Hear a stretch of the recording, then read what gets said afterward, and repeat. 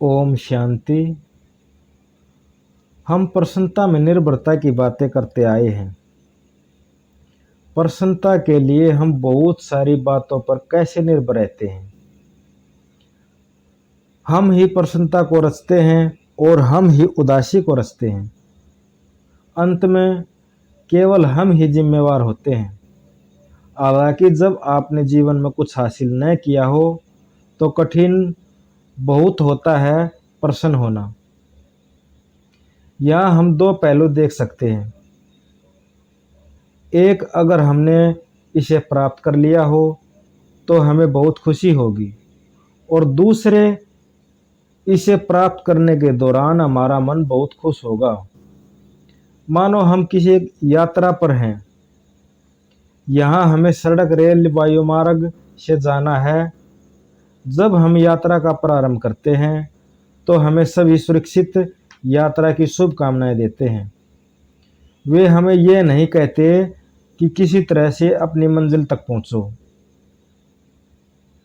यहाँ केवल लक्ष्य तक पहुंचना ही मायने नहीं रखता, आपकी यात्रा की गुणवत्ता भी बहुत मायने रखती है। इस बात को इस तरह से समझते हैं। मान लीजिए आपने अपने लिए एक लक्ष्य तय किया, फिर भले ही एक छात्र के रूप में हो, अंक लाने के लक्ष्य पर हो, या फिर किसी संगठन का पद या संबंधों से जुड़ा हो सकता है। हम अपने जीवन को किसी लक्ष्य के बिना नहीं चला सकते, क्योंकि किसी लक्ष्य के अभाव में ही निष्क्रिय हो जाएगा। हम यह ही नहीं जानते कि हम किस दिशा में जा रहे हैं। जब हम खुद ही से कहते हैं, जब मैं लक्ष्य तक पहुंच जाऊंगा तो मुझे बहुत खुशी होगी। इस लक्ष्य को पूरा होने के लिए 6 महीने और फिर 6 साल भी लग सकते हैं।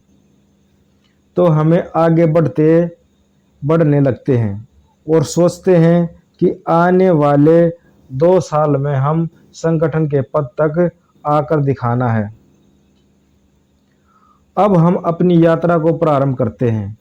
हम कैसे काम करते हैं, अपने सहकर्मियों के साथ कैसे पेश आते हैं, अपने काम को कैसा प्रदर्शन करते हैं, यहाँ ये सब बहुत मायने रखता है। हमारे मन में लगातार एक ही बात चलती रहती है कि जब हम अपना लक्ष्य पा लेंगे तो हमें बहुत खुशी होगी। अगर हमारे काम करने का जरा सी भी चूक होती है, अगर हमारे आसपास लोग सहयोग देना बंद कर दें, अगर रास्ते में कुछ निश्चित बाधाएं आ जाएं, तो मेरा क्या होगा।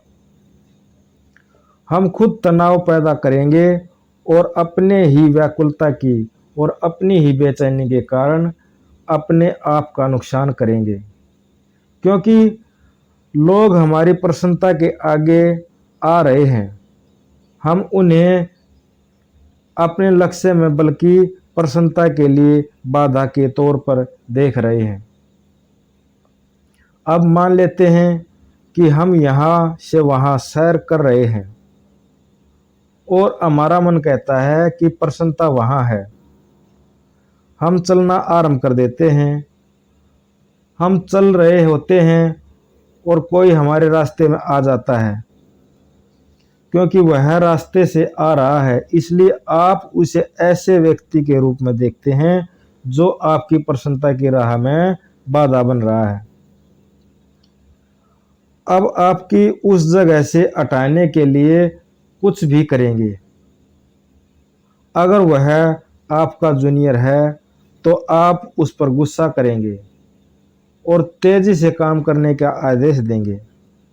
अगर वह सहकर्मी है और आपको लगता है कि वह आपके अपने लक्ष्य तक जाने की राह में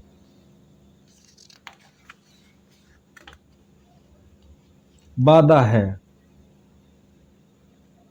तो आप उसे अपनी राह से हटाने के लिए कोई भी साजिश रच सकते हैं।